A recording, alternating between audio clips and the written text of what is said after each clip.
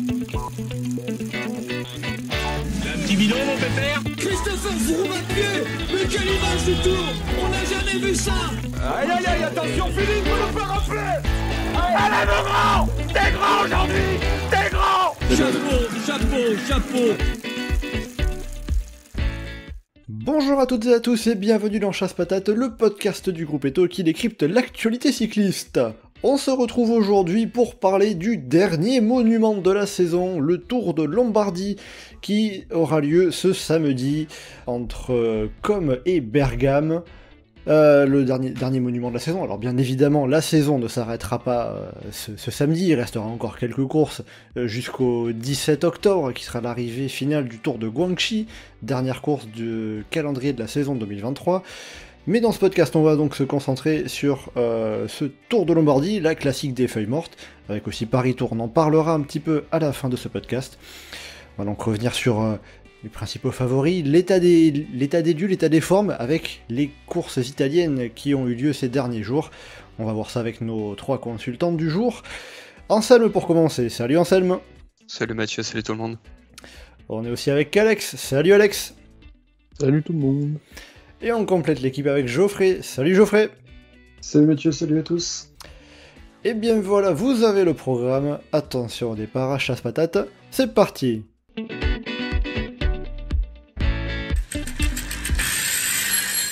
Alors, je vous propose de commencer déjà par, déjà tout simplement le Tour de Lombardie, mais aussi par le parcours, qui est quand même un élément qui est important à prendre en compte.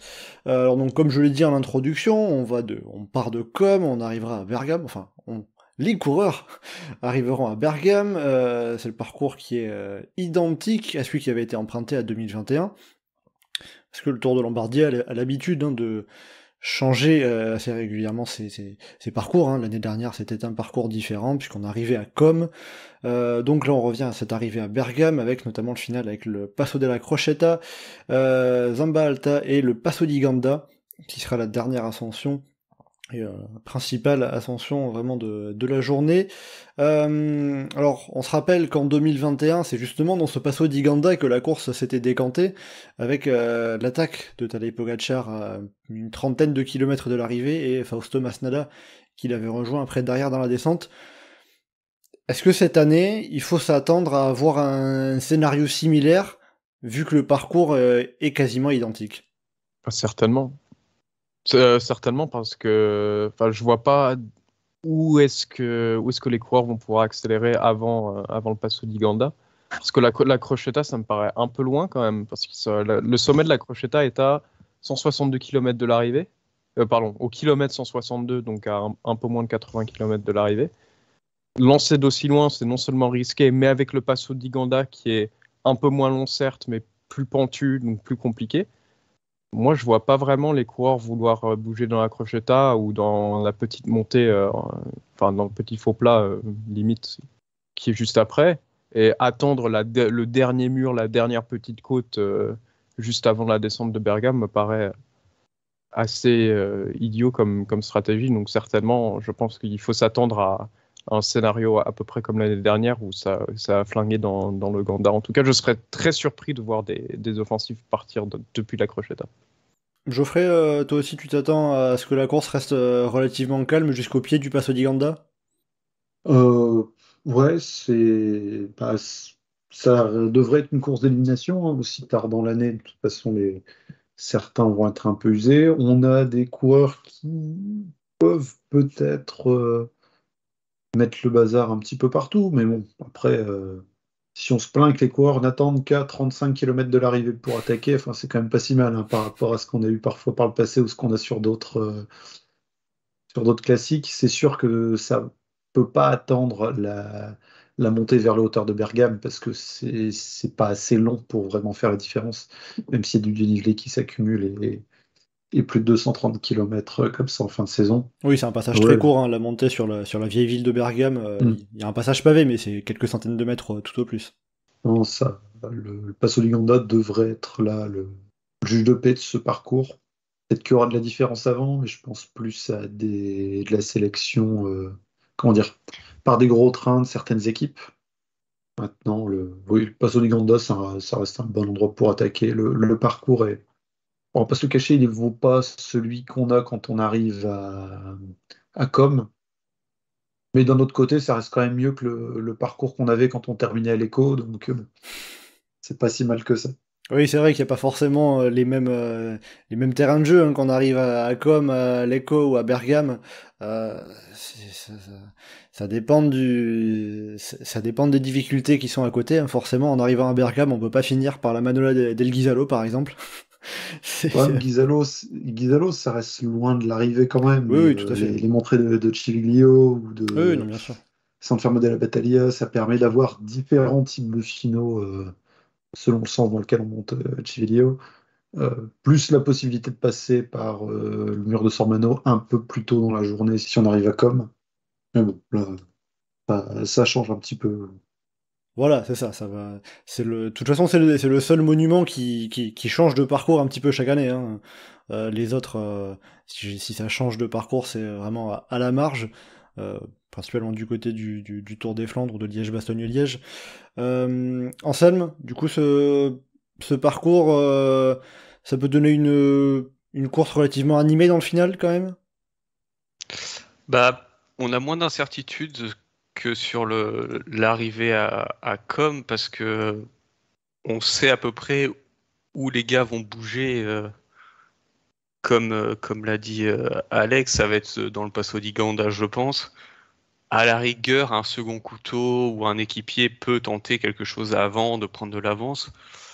Mais c'est clair que la Crocetta, pour moi, elle est trop loin de l'arrivée pour que ce soit crédible et envisageable de partir directement et de rallier l'arrivée seul ou en petit groupe. Le parcours là, je sais pas si je le préfère à celui de Com, enfin si je préfère celui de Com ou celui-là. Celui-ci, il est plus à l'avantage, j'ai envie de dire, des vrais grimpeurs plus que des punchers grimpeurs. Mais encore faut-il être capable de résister sur la descente et la partie plane. Oui, parce qu'il y a Donc, quand même pas mal de vallées, hein, faut le signaler, c'est bah un ouais, c'est élément ça. important. Donc, un gars seul, ça peut être compliqué. Mais on a bien vu la dernière fois avec Pogacar et Masnada qu'à deux, ça pouvait très bien le faire. Donc à voir. Il y a aussi un scénario où ils sont encore 10 au sommet et puis ça joue tout joue dans la dernière côte. Tu y crois vraiment à un scénario où personne n'arrive à sortir, se départager dans le Passo di Ganda? Pour moi, le scénario le plus probable, c'est qu'il y ait un ou deux gars qui partent dans le Passo di Granda et derrière ça roule pas. Mais j'exclus pas le fait ils arrivent à 4-5 en haut, ça s'entend pas vraiment, et puis ils se retrouvent finalement au pied de la dernière bosse à une petite dizaine parce que c'est rentré de derrière.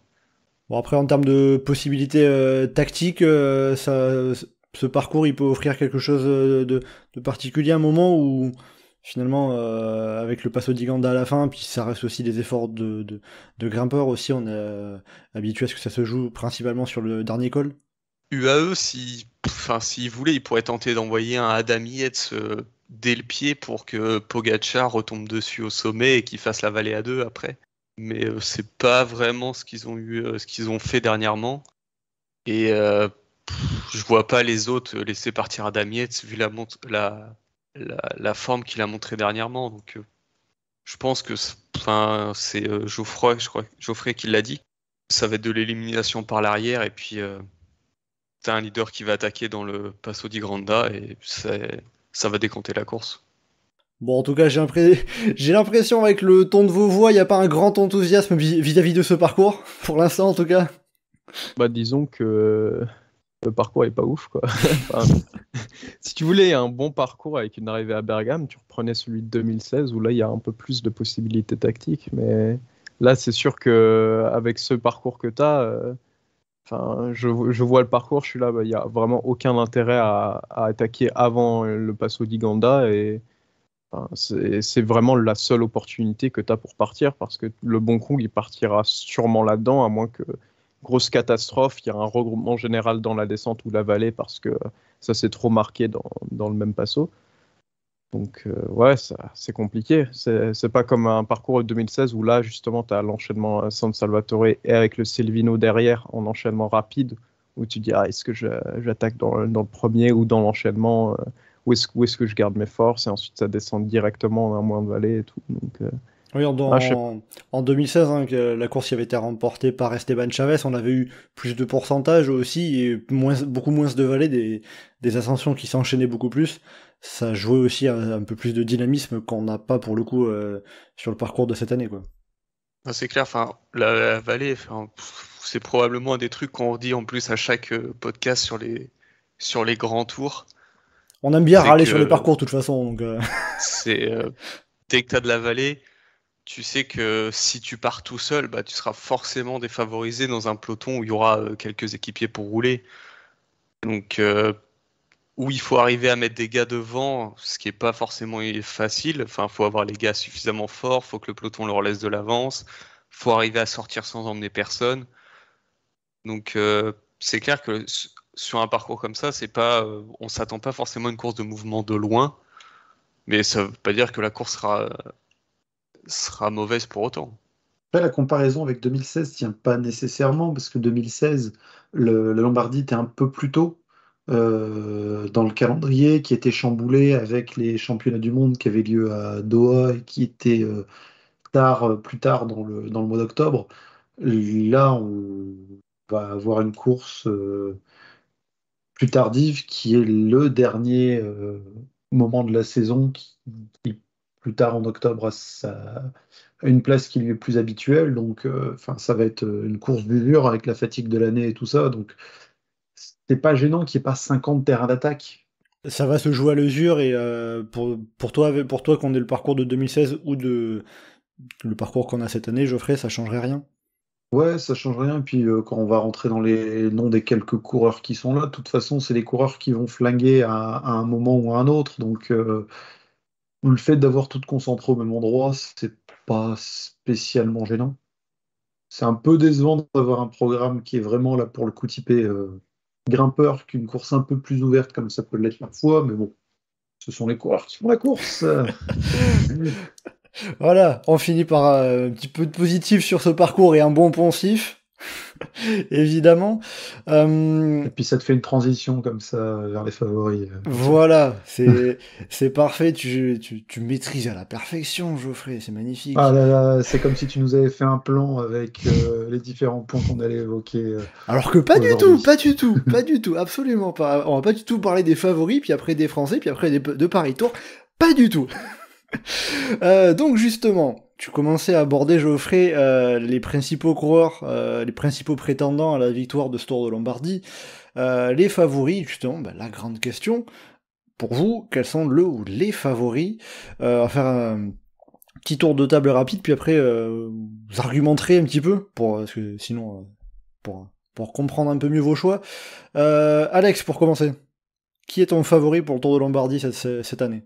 Celui qui est le plus logique, en tout cas, le Slovène volant, Tadej Pogačar. C'est facile, enfin, même s'il n'a gagné aucune de ses courses de préparation, sur les 4 courses d'un jour qu'il a faites en Italie, il n'en a gagné aucune. Il l'a placé dans le top 5 à chaque fois. Il vient d'un Tour de France où il a fini 2e, donc il a envie de finir sa saison sur une bonne note après s'être raté au Tour et au championnat du monde où il n'a fini que sur le podium. Donc là, il a envie de finir sa saison sur une note élevée. Le parcours lui convient très bien, comme d'habitude. Oui, et Pogačar, qui est aussi le double tenant du titre, hein, qui avait gagné ces 2 dernières années le Tour de Lombardie. Avant de détailler un petit peu, on va demander aussi aux autres leurs favoris. Geoffrey, de ton côté, qui serait ton favori pour la course de samedi? Alors, je vais détailler juste un tout petit peu, mais pour dire que je suis d'accord avec certains points sur Alex, sur le fait qu'un coureur slovène qui a envie de se rattraper après une fin de saison qui n'est pas nécessairement avec ce qu'il aurait espéré, et qui vient de battre pour le coup Pogačar au Tour d'Émilie, moi je dirais bien Primož Roglič. Primož Roglič, qui d'ailleurs, on peut signaler quand même qu'il a été pour la première fois battu par un adversaire cette saison, sur les 3 vallées varésines. Sinon, il avait été battu que sur la Vuelta, en prenant en compte bien évidemment que seulement les classements généraux des courses par étapes, plus le Tour d'Émilie. Et Anselme, pour terminer? Moi, ce sera Richard Carapaz. Ah, un petit peu de changement, voilà. Bon, donc on va revenir sur Alex qui avait commencé à détailler un petit peu concernant Tadej Pogačar. Tadej Pogačar, le double tenant du titre. Justement, on l'évoquait de ce Tour de Lombardie, qui avait gagné face à Fausto Masnada en 2021 sur ce même parcours. Vainqueur l'an dernier, à nouveau dans un sprint à 2 face à Enric Mas.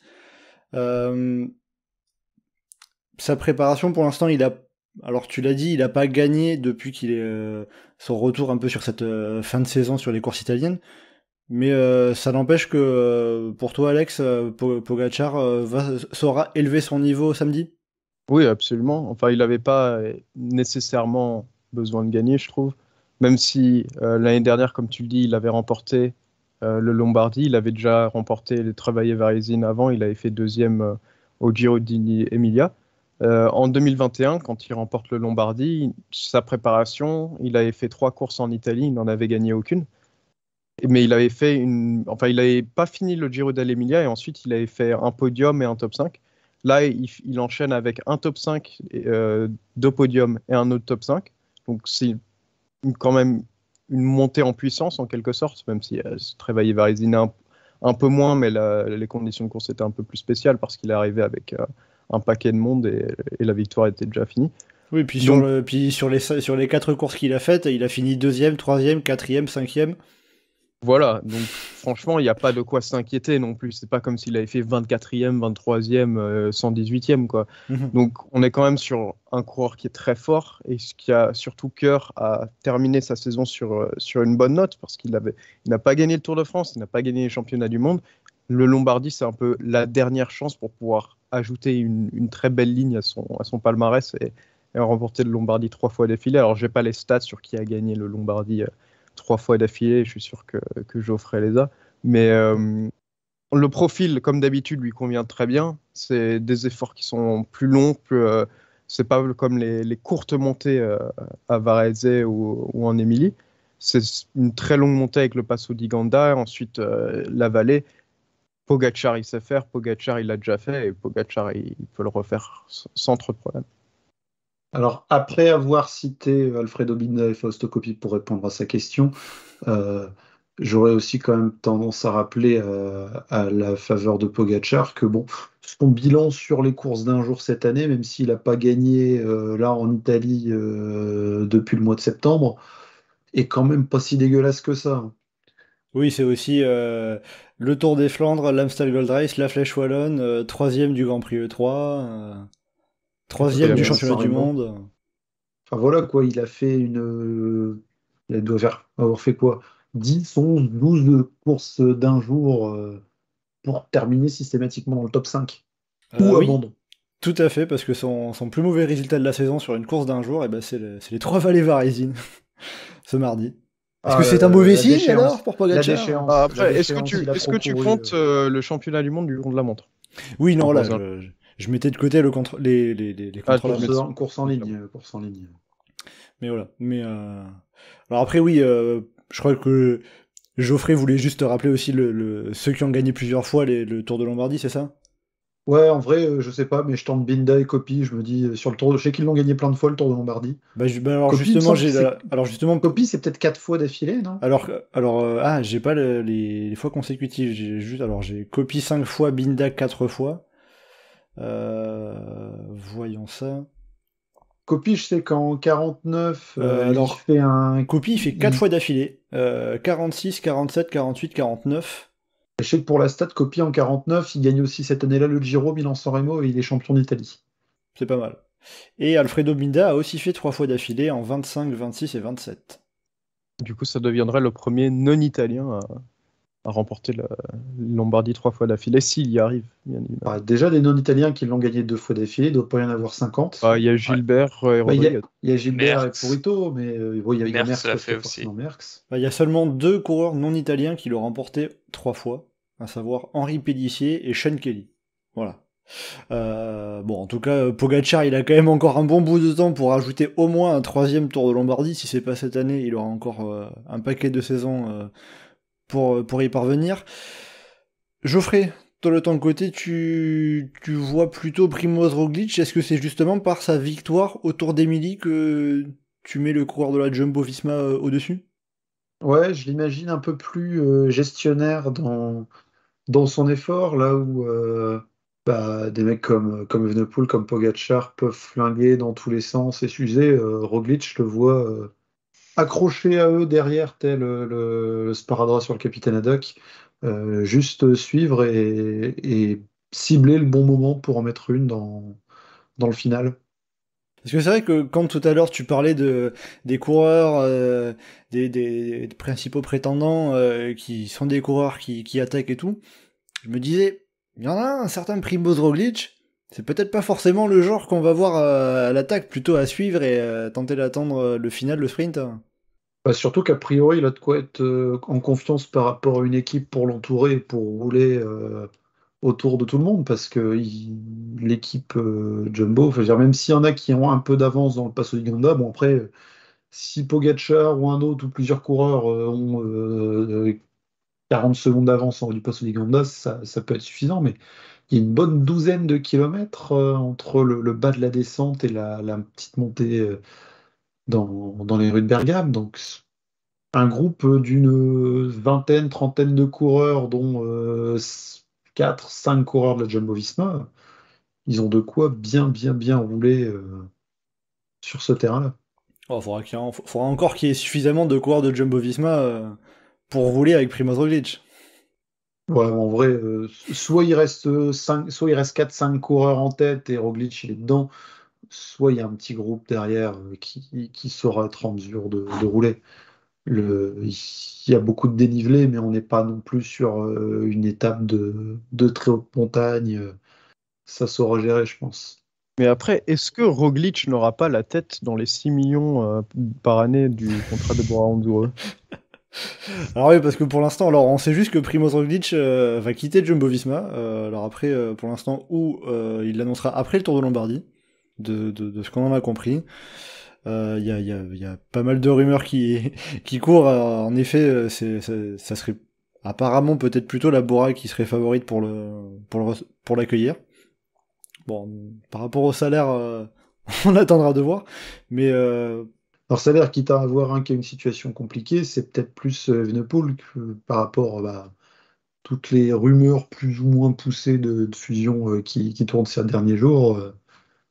oui, c'est plus lui qui va être concerné. Après, ça peut aussi booster et donner un petit coup de boost moral à l'ensemble de l'équipe, hein, comme on a vu quand Ilan Van Wilder a gagné là, ce mardi sur les trois vallées varésines. Il a dit cette victoire c'est pour tout le monde chez Soudal Quick-Step, pour toute l'équipe. Il avait dit, parce que tant qu'on est, je vous cite cette déclaration. Il disait ce sont des semaines difficiles pour nous, donc cette victoire est pour mes coéquipiers et le staff pour montrer que nous ne sommes pas d'accord avec toute cette merde. Nous voulons continuer avec Soudal Quick-Step, nous sommes assez forts. Bref, ça peut peut-être aussi souder un peu les coureurs qui seront du côté de Soudal Quick-Step. Bon, en tout cas, Primoz Roglic, il y a un côté, ça peut aussi lui libérer l'esprit, de se dire, bon bah allez, je vais changer d'environnement, moi j'ai pas ces problèmes là à gérer. Mais justement, concernant Primoz Roglic, est-ce qu'il peut pas justement se faire avoir, entre guillemets, un peu à la manière d'un scénario qui s'était passé en 2021, à savoir un coureur qui attaque, et derrière, quasiment personne qui est en mesure de revenir, le groupe qui suit derrière n'est pas en mesure de suffisamment bien s'organiser pour rentrer? Non, je pense que l'équipe Jumbo-Visma est suffisamment solide, il restera du monde autour de. Je pense qu'il restera du monde autour de Roglic et que ça sera suffisant pour avoir un peu de monde pour rouler. Je sais qu'Anselme a dit Richard Carapace, mais pour vous, Geoffrey, Alex, est-ce que ce Tour de Lombardie va donner lieu à un duel entre Pogačar et Roglic, ou ça serait un peu trop réducteur? Ça me paraît réducteur de limiter aux deux parce qu'il y a beaucoup de monde qui est quand même là autour. On est aussi en fin de saison, il peut se passer plein de trucs. J'ai aussi souvenir du dernier podcast sur un monument où on mettait en avant un duel. Finalement, il y en a des deux qui s'est blessé au bout de 100 bornes de course. Donc finalement, la course s'est avérée bien différente. Il y a du monde qui est motivé, il y a du monde qui est là pour éventuellement avoir la dernière occasion de racheter une saison pas nécessairement excellente. Il y a un très très gros nombre d'outsiders qui peut aller tenter sa chance et enfin si on liste les coureurs qui peuvent potentiellement faire podium, on n'a pas une liste de départ complète et on a déjà une bonne douzaine de noms. Donc il y a plein d'équipes qui vont avoir envie de briller et enfin, il y a de quoi avoir une belle course. Alex? Je suis d'accord, on peut pas vraiment résumer ça à un duel slovène. Il y a énormément de coureurs, comme l'a dit Geoffrey, qui peuvent s'immiscer dans l'eau. Comme l'a dit aussi très bien, il y a énormément de coureurs, il y a au moins une douzaine de coureurs dans la start list qu'on a actuellement, c'est-à-dire une start list qui est même pas... On n'a même pas le quart de la start list et on sait qu'il y a déjà une bonne douzaine de coureurs qui peuvent prétendre au podium si ce n'est à la victoire. Alors bon, dire que Pogačar et Roglic sont les favoris, oui, mais enfin dire que il y aura que Pogačar et Roglic, tous les autres ils feront de la figuration, ça paraît dur quand même, alors qu'on a tellement de qualité dans les coureurs présents. Et puis on a des équipes aussi qui sauront être offensives et qui pourront jouer sur cette carte d'outsider avec des coureurs habitués à partir à l'avant. Des équipes comme la Lidl Trek ou comme EF ont de quoi mettre du monde à l'avant. Dans l'animation potentielle plus tôt, on dit tout à l'heure, on n'imaginait pas de favoris anticipés. Clairement, des outsiders pourraient partir et anticiper, avoir quelque chose qui viendrait peut-être perturber un peu la situation.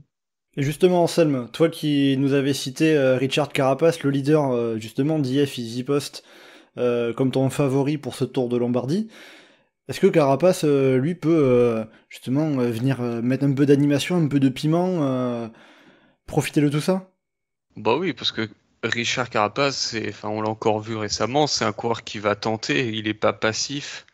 Lui, il va être là pour jouer la gagne. Donc, hors problème, chute malvenue ou panne de jambe, je suis presque certain qu'on le verra tenter quelque chose. Il a une équipe solide autour de lui, que ce soit avec Chavez, Uran, Piccolo, Ben Illy. Enfin, l'équipe est, je veux dire, presque au niveau d'une jumbo ou de quelque chose comme ça. Donc, il sera bien entouré. Est-ce qu'ils utiliseront les coureurs pour tenter quelque chose de loin? Pas forcément. Mais je pense que sur les dernières courses qu'on a vues, et aussi dû au fait que sa saison est assez courte, il aura de la fraîcheur et sera, je pense, ça lui donnera peut-être un petit avantage par rapport à d'autres. Et puis, faut pas oublier que Richard Carapace, c'est un coureur qui a une pointe de vitesse correcte et qui, s'il n'est pas au niveau d'un Pogačar ou d'un Roglic au sprint, sur un sprint à 2 ou 3, on ne sait jamais ce qui peut se passer et on n'est clairement pas sur Mikel Landa ou un coureur de ce type-là. Il a ses chances au sprint, quoi, voilà. Voilà, enfin, même si on prend les 2 dernières arrivées, que ce soit face à Masnada ou à Henrik Mas, avant le sprint, on savait à peu près qui allait gagner. Avec un coureur comme Carapace, c'est déjà un peu moins certain. Et moi, je pense que ses capacités physiques et son tempérament offensif font de lui un coureur plus que sérieux quand il s'agira de la victoire ce week-end. Geoffrey, Richard Carapace, ça peut être la bonne carte pour mettre de l'animation? Carapace en particulier, mais l'équipe EF en général, hein, ils ont du monde qui peut se porter à l'avant, avec aussi un coureur comme Ben Illy, qui est en bonne forme ces derniers jours, et ces derniers mois même, hein, il a fait une année quand même assez folle. Il vient de marquer 27 points contre la Roumanie avec l'équipe d'Écosse en Coupe du Monde de rugby, en plus de ça. Il est polyvalent, hein. Il est polyvalent. Et s'il arrive à faire des résultats en Coupe du Monde de rugby et gagner le Tour de Lombardie, franchement, là, je lui tire mon chapeau. Ah, niveau stats, ce doublé-là, on l'a pas encore. Ah, voilà, là ça nous ferait une belle première. Alex, justement, par rapport à Richard Carapace, alors c'est le favori d'Anselme, Geoffrey évoquait la faculté que pourrait avoir l'équipe IF dans sa globalité à venir animer la course. Qu'est-ce que tu en penses de Richard Carapace? Ça peut être justement ce troisième larron Non. Je vois pas trop. J'aime bien tes non, au moins c'est clair. Non, mais en fait, je vois pas vraiment Carapace. Carapace est un bon coureur, c'est un bon grimpeur, mais je vois pas vraiment au niveau de Pogačar, au niveau de Roglic. Est-ce qu'il peut peut-être contester un podium, peut-être? Mais je sais pas, je le vois juste pas vraiment dans la discussion pour gagner. Quitte à citer un hispanophone, je vois plus un Enric Mas plutôt qu'un Richard Carapaz. Après, c'est vraiment tout ce qu'il y a à dire, quoi. Il n'y a pas vraiment de raisonnement derrière ce fait. C'est juste au feeling. Ouais, Enric Mas, hein, qui est le dernier dauphin en date, hein, de Tadej Pogačar sur le Tour de Lombardie, 2e l'année dernière. Anselme, il me semble que tu avais hésité entre Richard Carapaz et Enric Mas. Pourquoi pas Enric Mas, hein? C'est le choix de la facilité. Mais il est quand même moins en jambes que l'année dernière, où sur la fin de saison, il s'était montré quand même très très fort. En même temps, c'est compliqué de faire mieux. Oui, c'est clair. Et il a ce défaut, enfin, il a 0 punch, on l'a vu sur la Vuelta, on l'a vu, enfin, quand il essaye d'attaquer, c'est pas une attaque, c'est une accélération progressive. Donc je pense qu'il sera là pour jouer le top 5, pour voir le podium, mais je pense qu'il aura pas la capacité, enfin, ni le terrain approprié pour pouvoir s'isoler. Et du coup, il sera pas en capacité de jouer la gagne. Parce qu'il n'a pas vraiment de sprint. En gros, si je résume, pour toi, Enric Mas, c'est le coureur qui va arriver à suivre les coups, mais qui se fera battre au sprint ou sur le dernière parcelle d'accélération finale. Ouais, complètement. Enfin, ou alors il faudrait qu'on ait une arrivée en boss sur un truc vraiment raide où là, où le sprint, enfin, c'est plus la capacité à grimper, mais sur un sprint à plat comme ça, en plus, il y a une petite descente après, c'est pas non plus un excellent descendeur. Hein, j'aimerais beaucoup qu'il gagne, hein, mais il faudrait un miracle. Geoffrey, tu y crois, toi, Enric Mas? Ouais, il y a moyen qu'il fasse 2 ou 3. Hein. Bon, ça sera déjà pas mal, hein. Même si bon, si on fait le côté franchouillard cocardier, moi, j'ai pas envie qu'Enric Mas monte sur le podium parce que ça fera des points en plus pour l'Espagne et ça fera des chances en moins pour la France d'avoir les 4 places pour les JO. Mais bon, c'est comme ça. Hein. Enric Mas 2e, Thibaut Pinot 1er. Ah, là, c'est bon. Ouais, mais après, l'Espagne va perdre beaucoup de points avec par rapport à ce qu'ils avaient fait l'année dernière. Hein. Ils en avaient quoi Enfin, il y avait Masselanda sur le podium et il y avait Valverde qui était pas loin et Rodriguez aussi. En fait, le truc, c'est que plus simplement, si on prend le classement avec juste les points de 2023, la France a un petit peu moins de 300 points d'avance. Sachant que le Tour de Lombardie attribue quand même pas mal de points. C'est 800 points pour la première place. Voilà, à titre indicatif. Hein. Donc tu fais ta transition pour qu'on parle vers des Français maintenant, c'est ça? Non, pas encore, parce qu'il y a encore pas mal... Est-ce qu'il y en a des Français? Alors il y en a du... Il y en a un qui va prendre sa retraite, on en parle un petit peu quand même ces derniers temps, hein, c'est Maxime Bouet. Ah oui, c'est vrai. Effectivement, Maxime Bouet. Il y a Romain Bardet aussi. Il prend pas sa retraite. Mais il prend pas sa retraite, Bardet. Mais c'est en français, ça compte? Ah, c'est pas faux. Justement, avant de partir sur les Français, après ça peut rentrer aussi là-dedans, mais est-ce qu'il y a d'autres coureurs qu'on n'a pas forcément encore évoqués qui peuvent se mêler à la lutte J'aurais bien aimé Giulio Ciccone. Je l'évoquais, enfin, quand on était en off et qu'on discutait un peu entre nous, je disais que je l'aurais bien mis comme favori, mais sans avoir pu voir le détail tout le détail des courses qu'il y avait aujourd'hui, visiblement il a chuté. Et comme il n'a pas terminé aujourd'hui, je ne sais pas si c'est à cause de la chute ou si c'est juste se préserver. Un mec comme Giulio Ciccone, ça aurait de la gueule s'il est en mesure de... Alors si tu veux, tiens, je viens de voir un tweet de l'équipe Lidl Trek concernant Ciccone justement. Alors je vais le traduire. L'envoyer il y a quoi? Il y a 1 heure à peine.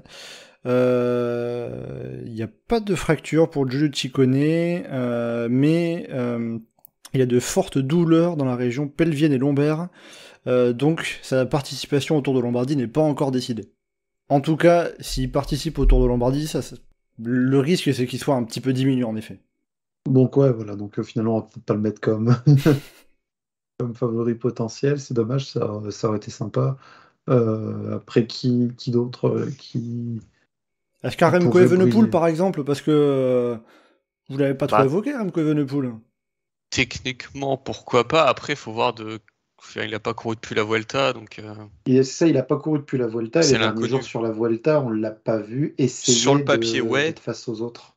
Après, c'est quand un Si. coureur n'a pas couru depuis un petit bout de temps, on ne sait jamais trop comment il va être. S'il est en forme, clairement, c'est un des favoris à la victoire. Maintenant, s'il n'est pas à 100%, enfin, visiblement, Pogačar et Roglic, ils ont l'air d'être bien en forme. Oui, ils ont pu le montrer. C'est pour le coup, Evenepoel, on a moins de certitude sur son niveau C'est ça. à l'heure actuelle. Après, pour les autres gars, en fin de saison, il y a toujours 2 ou 3 surprises de gars qui sont en forme. C'est peut-être un chouïa montagneux pour Andreas Krod, mais c'est le type de coureur où sur un malentendu, il peut, je dis pas qu'il va gagner, mais il peut être là avec les meilleurs dans le final. Faudra surveiller ça. Après, on a aussi, je reprends un petit peu les résultats des dernières courses, parce qu'en effet, on n'a pas la start list pour l'instant vraiment complète. Il nous manque beaucoup d'infos, alors qu'on est à quelques jours d'un monument. C'est quand même assez terrible.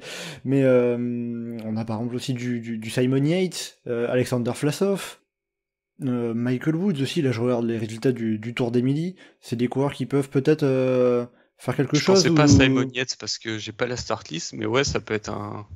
Simon Yates peut avoir une carte à jouer ? Bah oui. Alex, justement, pour parler du leader de l'équipe australienne. Qui de mieux que toi ? Simon Yates, est-ce que j'aurais envie qu'il joue les premiers rôles ? Oui. Est-ce que je crois qu'il jouera les premiers rôles ? Non. Pourquoi t'as un doute sur Simon Yates ? Simon Yates, je sais pas. C'est en dehors d'Adam Yates, qui lui, par exemple, a les refs un peu partout, il fait une saison assez incroyable chez UAE. Simon Yates, il est ultra irrégulier. C'est-à-dire qu'il peut faire, tout d'un coup, il peut se décider à courir, à faire du vélo, et il fait 3e du Giro d'Emilia. Et 4 jours plus tard, il décide qu'il n'en a rien à foutre, et il finit 38e de Trebaillé-Varizine. Et il fait ça depuis le début de la saison. Et c'est insupportable quand tu es supporter de Djeko, c'est que tu sais pas, en fait, tu tires une pièce, tu fais pile ou face, et si c'est pile, il va se décider à courir et il va faire une très bonne course, et si c'est face, il va décider qu'aujourd'hui, il a pas trop envie, il a plutôt envie d'être à l'hôtel et de dormir, de faire la grasse mat, donc il va juste faire la grève.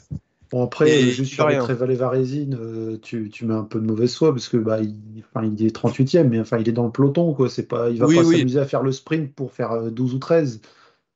Oui, c'est pas catastrophique, mais ce que je veux dire, c'est qu'en gros, il y a des journées où il va être très fort et des journées où il sera vraiment moins bien. Donc c'est difficile à dire que sur un truc comme le Lombardie, où c'est une course ultra importante, si Simon Yates est dans un bon jour, il est clairement un contender au podium, mais si dans un mauvais jour, il sera même pas dans le top 10, quoi.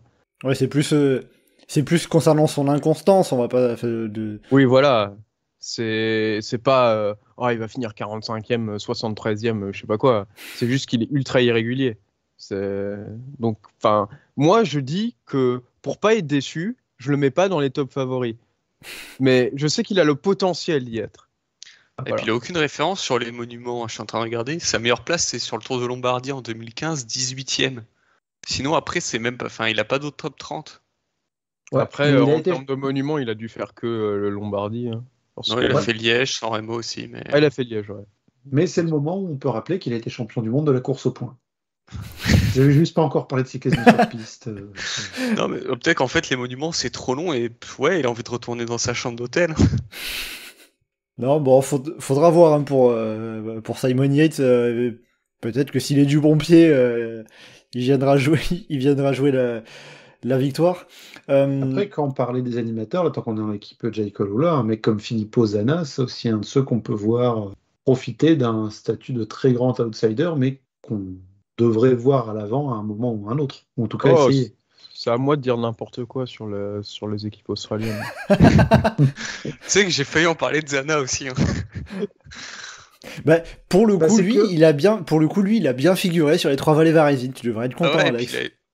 Un Italien comme ça en fin de saison, il a bien la tronche du mec qui va sortir une perf incroyable. C'est ça, parce qu'il y a toujours des Italiens qui brillent quand même un peu sur le Tour de Lombardie, même s'il n'y a pas de gros nom qui ressort. Et c'est pour ça que je pensais initialement à Giulio Ciccone. Et là, je me dis, Zana... Ouais. Pourquoi pas Lucas Hamilton,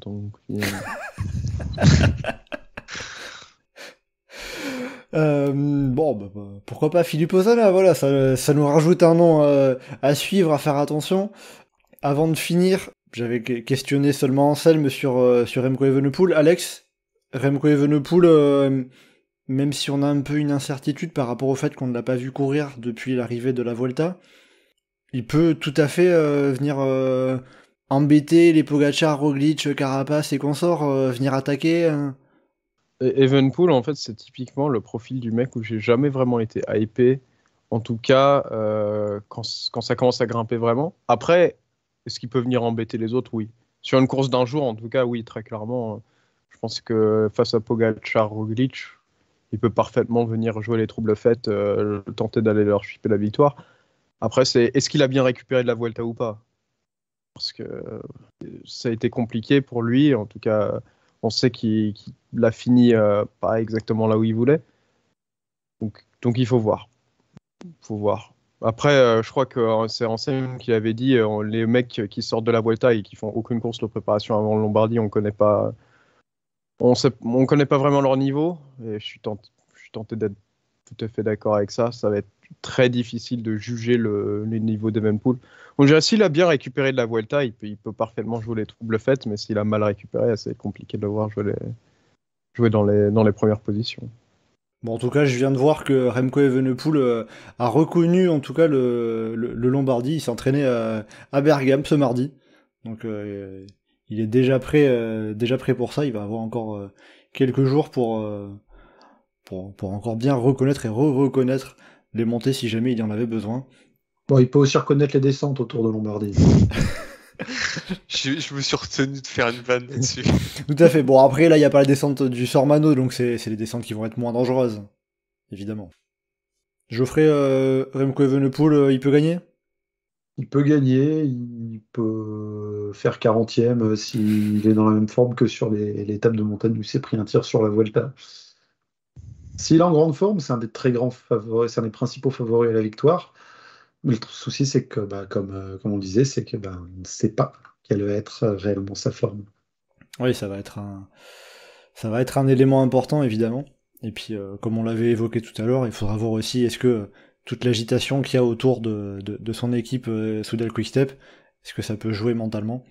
Ça, pour l'instant, on a évidemment aucune information par rapport à tout ça. C'est les jambes qui parleront, bien évidemment. Pour finir sur les coureurs à suivre, un petit mot sur les Français.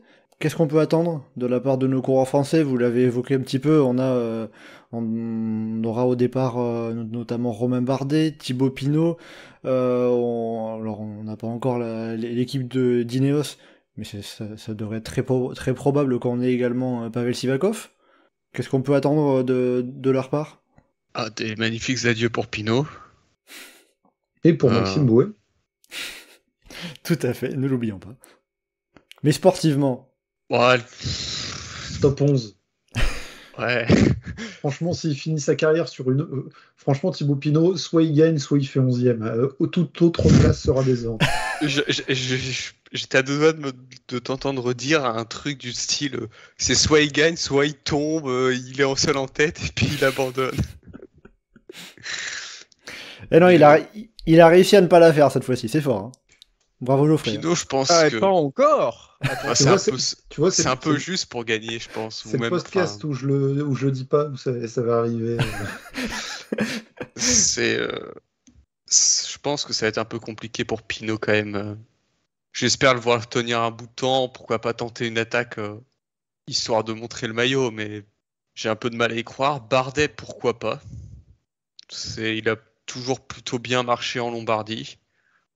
Après, un peu comme Henrik Mas, enfin, il a pas vraiment de sprint donc ça risque d'être compliqué de tirer son épingle du jeu. Mais globalement, je veux dire, Sivakov, c'est peut-être le Français qui a le plus montré ces derniers temps, mais je le considère toujours pas comme un Français. Pavel Sivakov, qui, on va quand même le rappeler, a remporté le Tour de Toscane, fait 2e de la Coppa Sabatini. Alors malheureusement, il avait chuté sur le Tour d'Émilie, ce qui fait qu'il n'avait pas pu défendre ses chances dans le final. Mais j'ai pas l'impression qu'il y ait eu de problèmes physiques suite à ça, en tout cas. Et puis, il est pas mal du tout. Un peu en retrait sur les deux dernières, mais en forme, mais globalement, je vois pas de Français quand même capable de gagner cette année. Geoffrey, est-ce qu'un podium déjà, ça serait très bien pour nos coureurs français? Ouais, en vrai, pour le coup, ce serait presque inespéré le podium sur Lombardie, parce que je vois vraiment pas qui pourrait réellement terminer dessus. Ça arrive, tant mieux. Il y a déjà eu quelques surprises sur Lombardie parfois, mais j'y crois pas plus que ça. Sur quoi tu miserais comme meilleure place pour un coureur français? Il y a de quoi en avoir dans le top 10, mais peut-être qu'il y en aura qui seront mieux que lui, mais Thibaut Pinot, 11e. Ah, tu n'en démords pas, tu y tiens, je vois ça. C'est très Enfin, bien. il l'a fait sur le Tour, il peut le faire sur le Lombardie. Ah bah tout à fait, tout à fait. Ça serait parfait pour finir, ça. Enfin, parfait. Il y a encore mieux, mais... Alex, de ton côté, qu'est-ce que tu aurais à rajouter concernant nos coureurs français? Pas grand-chose. Je pense pas qu'il y ait vraiment un Français qui apparaisse pour la gagne. Pour la gagne, je vois personne. Pour le podium, je vois personne. Sivakov, peut-être pour un top 5, s'il a bien récupéré enfin, si c'est bien remis de sa chute. Parce que derrière, Trevaillé-Varézy n'était pas très fringant. Et enfin, derrière, ouais, c'est fond de top 10, quoi. C'est Bardet, je vois pas vraiment contester. Allez, peut-être 8, 9e. Pareil, Pinot, s'il finit la course, il évite de faire un tout droit dans la descente du Ganda. C'est très bien. Honteux comme propos. Là, t'attends le tout droit dans le virage Pinot en plus. Oh là. Bah, le virage Pinot, il sera en montée. C'est en donc, montée. Ah, et encore mieux. Il va Encore nous... mieux. Là, t'es en train de nous dire qu'il va nous faire une main show. Encore mieux, justement. Ah, disons que si... Par si- contre, imagine la scène, c'est genre, boum, il tombe au milieu comme ça. Le silence. Oh là, je Il a pense sa qu'il y aura du cuisse. monde pour le relever rapidement, hein. Il a sa cuisse qui tape le guidon et il se retrouve à finir blessé. Comme en Voilà, 2019. t'as sorti ton scénario classique. Merci Geoffrey. Voilà, mais il nous fait un petit, comment dire, bouquet final avec tous les meilleurs moments. Il y a un rond-point avec un dinosaure quelque part sur le parcours. Ah, je sais pas, je suis pas spécialiste des ronds-points italiens. Ça doit se trouver. Il doit bien y avoir un dinosaure gonflable là, quelque part. Bien installé. Moi, je dis ça peut s'arranger. En tout cas, ouais, si on revient un peu plus sérieusement, je vois pas vraiment les Français contester. À part Sivakov, peut-être pour un top 5 s'il s'est remis de sa chute. Le reste, je le vois vraiment dans le fond du fond de top 10. Bardet, Thibaut Pinot, ouais, je sais même pas qui y a d'autre, franchement. Lenny Martinez. On a peut-être un Warren Barguil, c'est vrai que j'avais pas non plus évoqué. Pardon, Warren Barguil, 34e. Bon, c'est vrai que j'avais oublié à quel point tu es positif sur nos coureurs français, Alex. Ah non, mais là, pour le coup, Warren Barguil, même chez Jayco, j'ai pas des stocks de copium comme ça. Par contre, côté français, on a vraiment si on a vraiment des chances ce week-end, c'est dans Paris-Tours, où on a plusieurs coureurs qui sont en mesure d'aller chercher la gagne. Oh là, mais tu me fais toutes les transitions, Geoffrey, aujourd'hui, c'est magnifique. Bon, en tout cas, donc du coup, si le Tour de Lombardie ne serait pas forcément très favorable aux coureurs français, quid de Paris-Tour? Déjà, alors pour le coup, Paris-Tour, on avait parlé du parcours du Tour de Lombardie côté Paris-Tour. Là, pour le coup, ça ne change pas. C'est exactement le même parcours que l'an dernier. Toujours les chemins de vigne. Toujours traditionnel sur un parcours qui avait souri à Arnaud Démare, qui avait remporté Paris-Tour l'année dernière. Alors donc, est-ce que vous allez me citer un Français en favori sur Paris-Tour quand même? Geoffrey, pour commencer. Toi qui disais que Paris-Tour devrait plutôt sourire aux coureurs français. Bah, du coup, je vais dire Arnaud Delis. Ah ben voilà.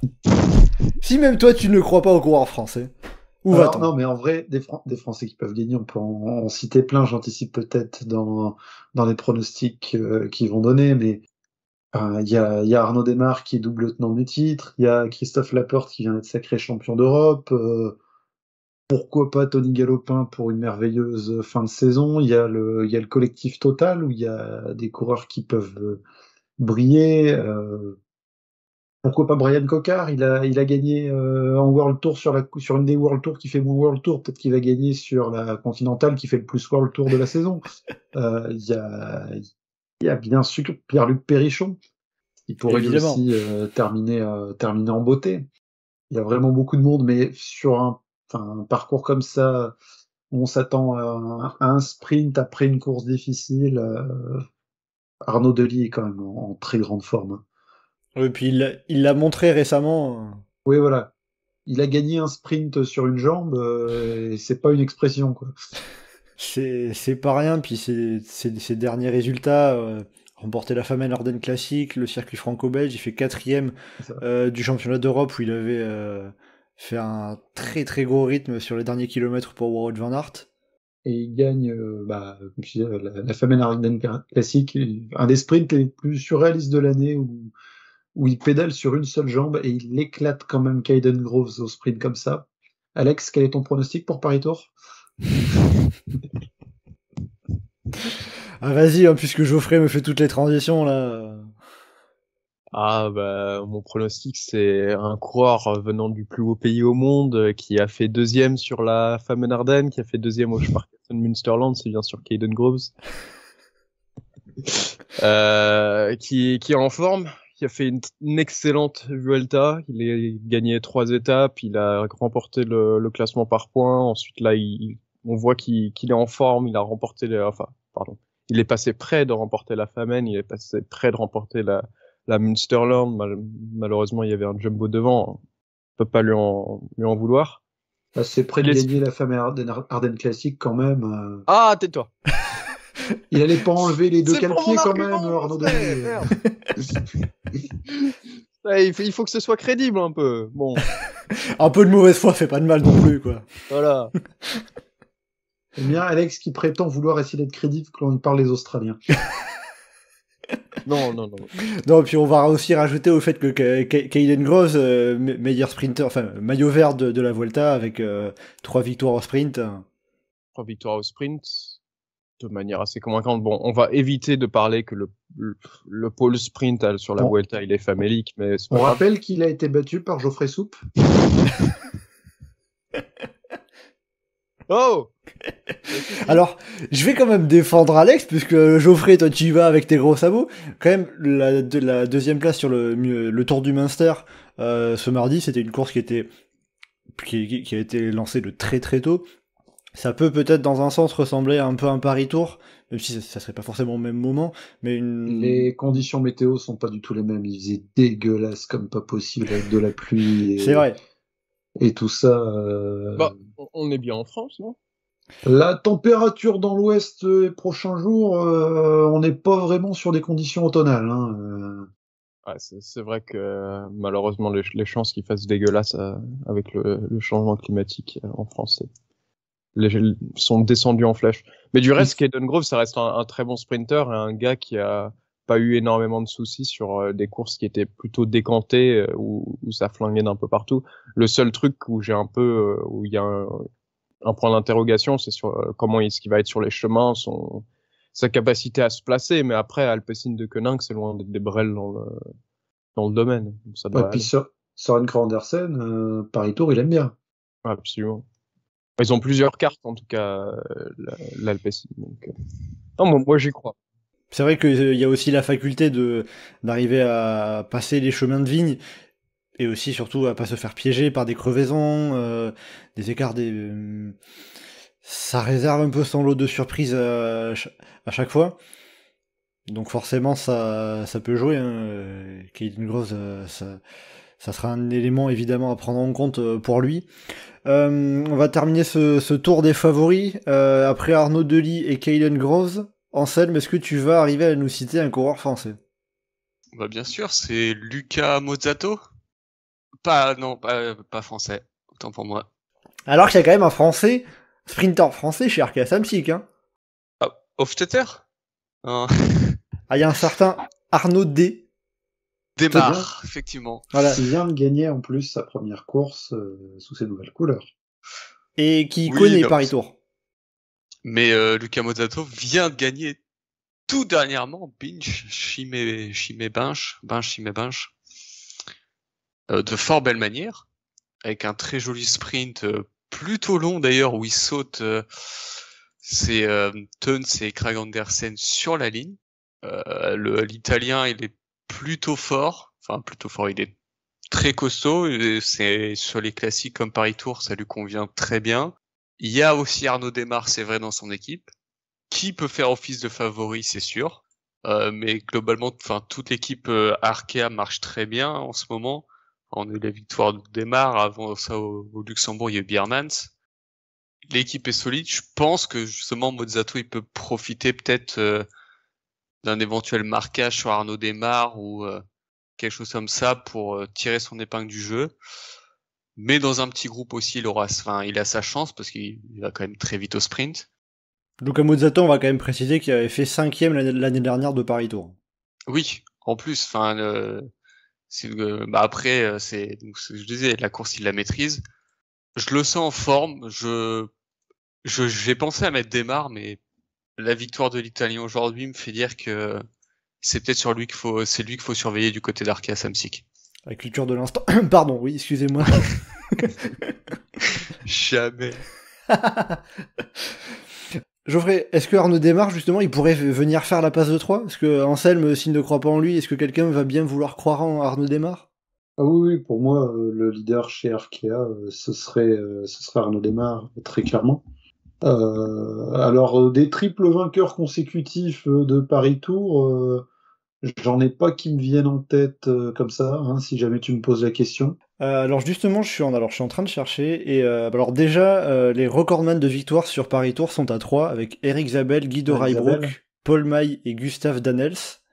Et il ne me semble pas qu'ils aient gagné les 3 d'affilée. Zabel, c'est sûr que non.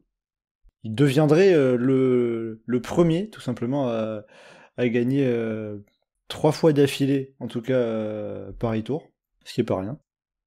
Donc du coup, si j'ai bien l'impression de comprendre avec vos favoris et les coureurs que vous me citez, vous vous attendez quand même plutôt à un sprint à l'instar de ce qu'on a vu l'année dernière, qu'à un coureur qui arrive seul ou à 2-3 coureurs.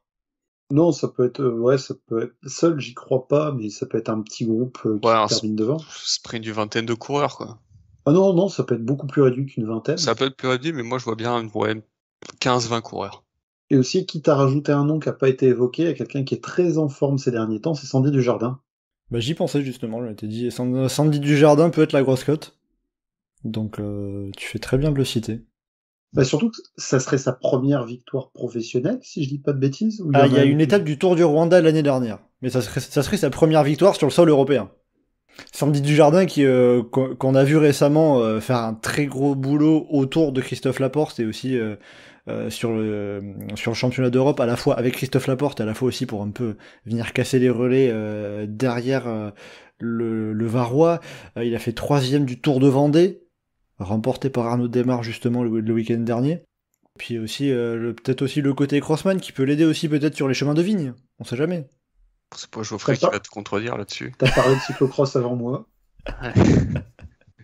Voilà, ça c'est fait. Bon, en tout cas, donc avec tout ça, on a évoqué les principaux coureurs en vue de ce Paris Tour. Est-ce qu'il y a des coureurs qu'on aurait oubliés ? Je regarde un petit peu. Hein. Bon, alors oui, j'y retourne quand même. Christophe Laporte, pourquoi vous ne me l'avez pas cité ? J'ai cité dans les Français qui pouvaient potentiellement y aller.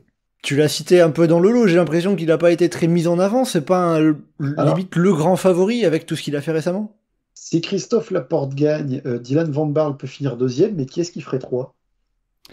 Ah bah alors pour l'instant on a seulement Jos van Emden comme 3e coureur de Jumbo-Visma annoncé, donc j'y crois pas trop à Jos van Emden quand même. Hein. Mais...